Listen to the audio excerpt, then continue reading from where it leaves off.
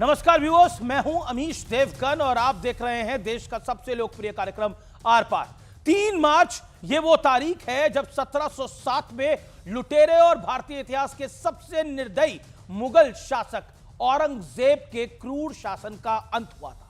लेकिन इसी दिन समाजवादी पार्टी के बहुत बड़े नेता अबू आजमी ने औरंगजेब की शान में कसीदे पढ़ने लग गए। कहने लगे कि औरंगजेब तो मंदिर बनवाता था, वो कहां से क्रूर हो गया। उसके राज में तो भारत को सोने की चिड़िया कहा जाता है।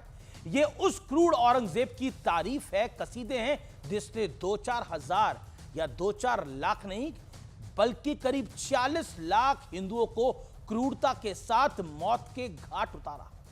1.25 लाख जनेऊ की बात तो याद होगी आपको। सिख गुरु तेग बहादुर का सिर कलम करवा दिया था और गुरु गोविंद सिंह के 2 साहिबजादों को जिंदा दीवारों में चुनवा दिया था। लेकिन इस अबू आसिम आजमी को यह दिखा नहीं। और यह अकेले नहीं है, कांग्रेस के बड़े नेता उदित राज से लेकर समाजवादी पार्टी के सांसद जो कि अयोध्या से चुन के आए हैं अवधेश प्रसाद तक अबू आजमी के बयान के समर्थन में खड़े हो गए हैं। और ओवैसी तो खुद कई बार कई मौकों पर औरंगजेब की तारीफ के पुल बांध चुके हैं। और शायद इसी मानसिकता के चलते दशकों तक इस देश में एक सड़क का नाम औरंगजेब रोड रहा, जिसने हमारे देश को, हमारे पूर्वजों को मारा।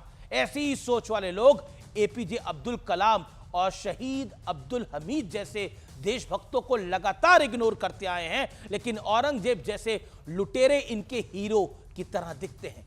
इसलिए आज इनकी पोल पट्टी खोलनी जरूरी है। तो इसी मुद्दे पर होगी देश की सबसे बड़ी बहस, मुसलमानों का हीरो अब्दुल कलाम या औरंगजेब। अभिनंदन है आपका।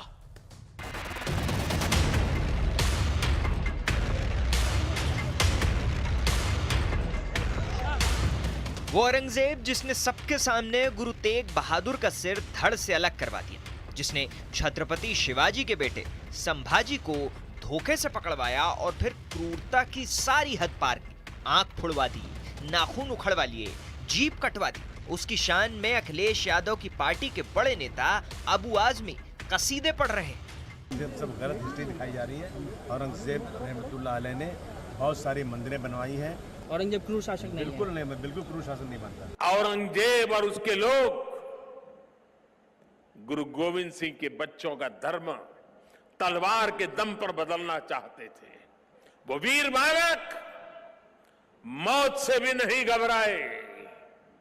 वो दीवार में जिंदा चुन गए, लेकिन उन्होंने उन आतताई मंसूबों को हमेशा के लिए दफन कर दिया। ऐसे औरंगजेब को अच्छा कहना ये तो महापाप है, ये राष्ट्र पुरुषों का अपमान है। इसलिए उनके ऊपर देशद्रोह का गुना दाखिल करना चाहिए। तुम्हारे बाप ने 100 करोड़ बाप जो तुम्हारा है औरंगजेब, जाकर एक बार थिएटर में छावा पिक्चर देखनी चाहिए कि तुम्हारे बाप ने हमारे भगवान के साथ, संभाजी महाराज के साथ क्या किया था। अब्बू आजमी का मानसिक संतुलन बिगड़ चुका है और सिर्फ माफी से काम नहीं चलेगा। उनका रेजिग्नेशन लिया जाए, उनको सस्पेंड किया। बीजेपी और एनडीए अबू आजमी के विरोध में उतरे। शिवसेना तो अबू आजमी पर देशद्रोह का मुकदमा चलाने की मांग को लेकर पूरे महाराष्ट्र में प्रदर्शन कर रही है। लेकिन कांग्रेस और समाजवादी पार्टी का मजबूत इकोसिस्टम उनके समर्थन में उतर गया। अबू हासिम का कोई ऐसा बयान नहीं रहा है जिसकी निंदा की जाए। एक विशेष धर्म के राजा को टारगेट करना, शासक को टारगेट करना के क्रूर था, ये उचित नहीं है। औरंगजेब के शासनकाल में 40 से 50% अधिकारी हिंदू हुआ करते थे। नतीजा ये हुआ कि अबू आजमी अपने बयान पर टिके रहे। और ये सच है कि उनके राज में भारतवर्ष सोने की चिड़िया था। भारतवर्ष 24% यहाँ का वो था। भारतवर्ष की सीमा अफगानिस्तान और बर्मा तक थी। तो ये कौन मिटा सकता है, हिस्ट्री से कौन मिटा सकता है। लेकिन जब बात पुलिस में शिकायत और एफआईआर तक पहुंच गई तो अबू आजमी ने मजबूरी में यू टर्न ले लिया। संभाजी महाराज हो, छत्रपति शिवाजी महाराज हो, उनके बारे में कोई एक लफ्ज गलत नहीं बोला है।